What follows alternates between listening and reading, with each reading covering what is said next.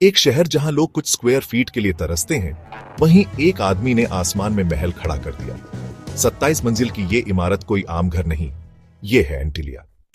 Mukesh Ambani, Reliance industries के chairman और 2025 में भारत के सबसे अमीर इंसान। इनकी दौलत है 115 बिलियन डॉलर से भी ज्यादा। जियो लाकर उन्होंने इंटरनेट क्रांति ला दी।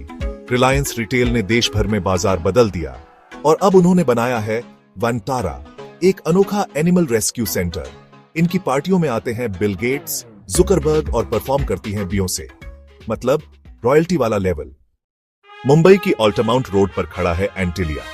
27 मंजिल का ये घर किसी 5 स्टार होटल से कम नहीं। यहां है बर्फ गिराने वाला snow room, 3 helipad, private theatre, bowler room और 168 कारों की parking. American architects Perkins and will ने इसे डिजाइन किया और लेटन होल्डिंग्स ने बनाया। इसकी कीमत है 15,000 करोड़ रुपए, यानी 2 बिलियन डॉलर, बकिंघम पैलेस से भी महंगा। लेकिन क्या आपको पता है कि यह जमीन कभी लग्जरी के लिए नहीं, बल्कि गरीबों के लिए थी।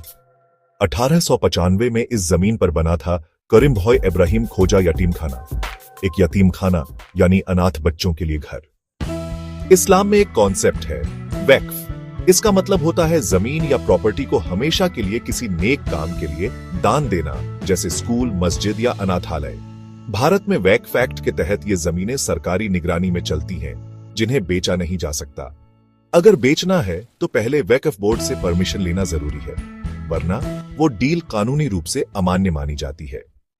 2002 में यतीम खाना ट्रस्ट ने ये जमीन सिर्फ 21 करोड़ 5 लाख रुपए में बेच दी एंटीलिया कमर्शियल पीवीटी एलटीडी को, जो कि रिलायंस ग्रुप से जुड़ी कंपनी है। लेकिन इस डील में वेकेएफ बोर्ड की परमिशन नहीं ली गई थी। इसके खिलाफ पीआईएल फाइल हुई। केस सुप्रीम कोर्ट तक पहुंचा। कुछ समय बाद अजीब तरीके से वेकेएफ बोर्ड ने अपनी आपत्ति वापस ले ली और निर्माण को हरी झंडी मिल गई। लेकिन सवाल आज भी जिंदा है। 2025 में आया नया वक्फ अमेंडमेंट बिल, जिससे अब पुराने विवाद दोबारा उठ रहे हैं। अब वक्फ जमीनों की जांच और सख्त हो रही है और इसी लिस्ट में एंटीलिया भी फिर से आ गई है। तो असली सवाल यह है, क्या ऐसी जमीन जो अनाथ बच्चों की देखभाल के लिए थी, अमीरों के महलों के लिए बेची जानी चाहिए, या फिर क्या पैसा और पावर सारे नियम बदल सकते हैं? एंटीलिया एक प्रतीक है सफलता, दौलत और भारत के ग्लोबल स्टेटस का। लेकिन इस आलीशान इमारत की नींव में शायद वो आवाजें दबी हैं जिन्हें कोई सुनना ही नहीं चाहता था। अनाथ बच्चे, दान की भावना और एक कानून जो अनदेखा हो गया।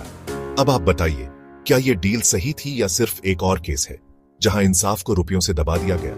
कमेंट करके अपनी राय जरूर बताइए और ऐसे ही रियल स्टोरीज के लिए चैनल को लाइक, शेयर और सब्सक्राइब करना न भूलें।